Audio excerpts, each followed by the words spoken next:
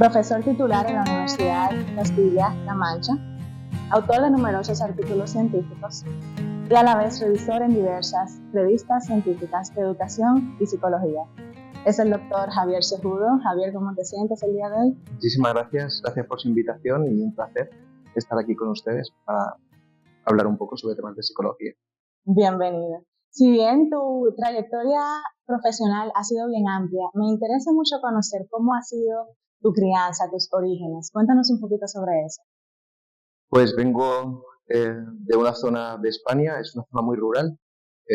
Toda mi familia son campesinos, son agricultores, se dedican a cultivar la tierra, fundamentalmente son vinícolas, que hacen uvas para hacer vino. La zona en la que vengo es una zona bastante humilde de España. Siempre ha sido una zona en la que se ha considerado de las más pobres de nuestro país. Mis orígenes son bastante humildes realmente. Entonces, me he criado mucho en el campo, con mi familia. La familia es muy extensa. En mi zona todavía se considera la familia toda la parte, no solamente lo que es el núcleo familiar. Convivimos tíos, abuelos. Y mi crianza ha venido de esa forma más tradicional que se considera en España.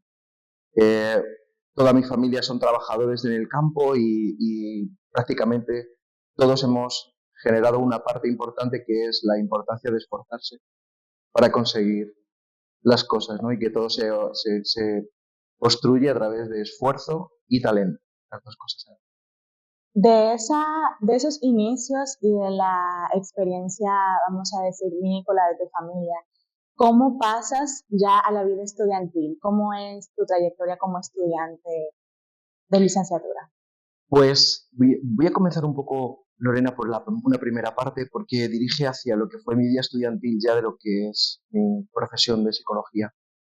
Eh, Prácticamente yo estaba abocado a ser un campesino, realmente. Entonces, lo que pasa es que a mí los estudios siempre se me dieron muy bien. Yo tenía muy buenas notas, muy buenas calificaciones en el colegio.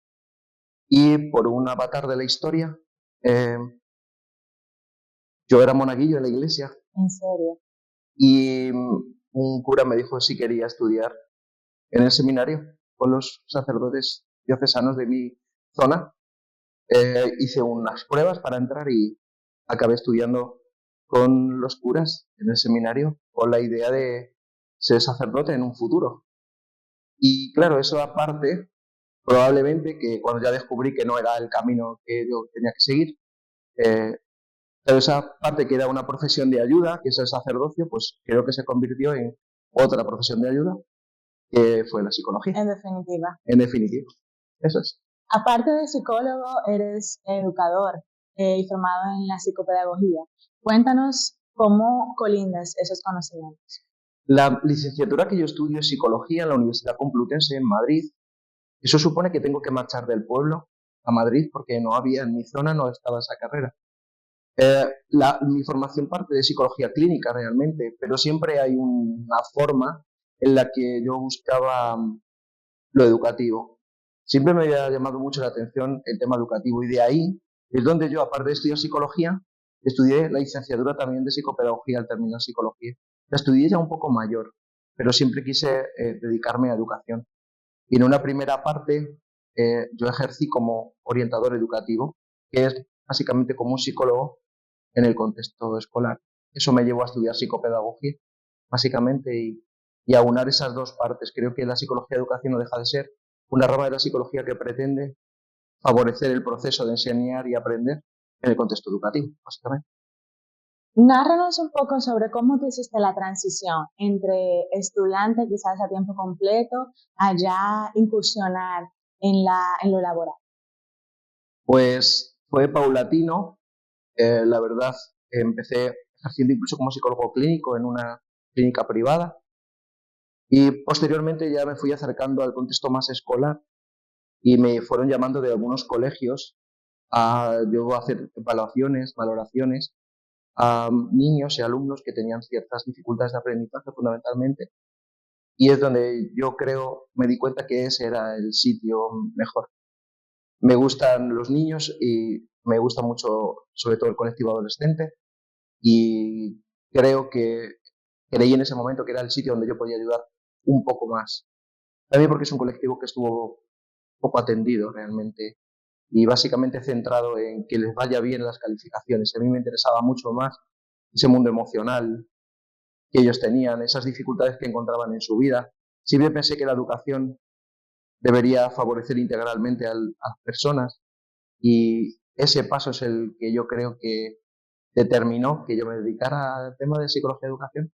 Definitivamente, y en la actualidad es a lo que te dedicas, o sea, con la línea de investigación que continúas de la educación emocional y aplicado a los niños y adolescentes, ¿no? Así es.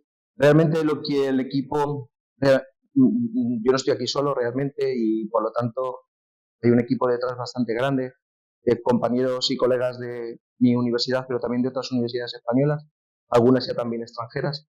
Lo que estamos intentando es promover la educación emocional en los centros educativos. En nuestro país la educación emocional ahora mismo es uno de los grandes pilares. Considera la educación que debería favorecer esa parte socioafectiva del alumnado. Nuestro equipo lo que está haciendo es poner en marcha intervenciones educativas dentro del contexto escolar para intentar evaluar qué impacto tiene, qué efectos tiene en el contexto educativo. Por una parte el alumnado, por otra parte el profesorado y por la última parte las familias.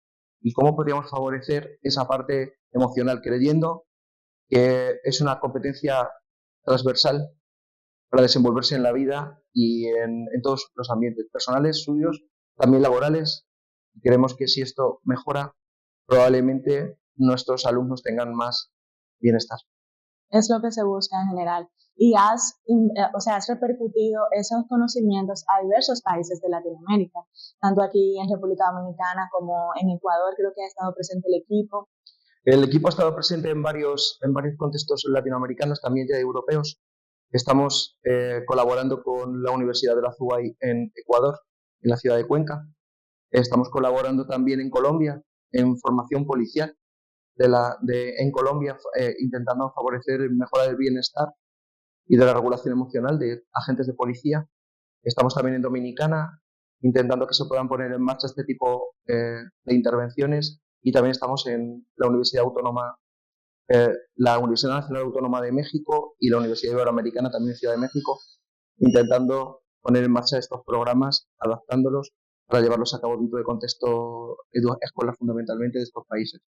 Y actualmente también estamos interviniendo ya en Rumanía, adaptando el programa a un colectivo que a nosotros nos llama mucho la atención porque son niños de alta vulnerabilidad y con dificultades sociales que viven bajo protección normalmente del Estado rumano y creemos que es un colectivo al que podría ayudar mucho este tipo de intervenciones. Súper, así que el momento básicamente en el que dices, esto es lo que quiero hacer por el resto de mi vida, es cuando te ingresas como educador y ves las necesidades de educación emocional en esos niños, ¿no? Claro, porque al principio yo no era profesor universitario, yo era profesor de educación secundaria, por lo tanto, claro, yo estaba en continua interacción con adolescentes. Y claro, cuando me buscaban los adolescentes como psicólogo orientador del Instituto de Enseñanza Secundaria en el que yo trabajaba, los alumnos no venían a preguntarme cosas de matemáticas ni cosas de lengua española, venían a contarme aspectos relacionados con cómo estaban con sus padres, dificultades que tenían con sus amigos, incluso de relaciones de pareja incipientes. Claro, yo consideraba que si ellos esto es lo que buscaban, es posible fuese una manera de ayudar también.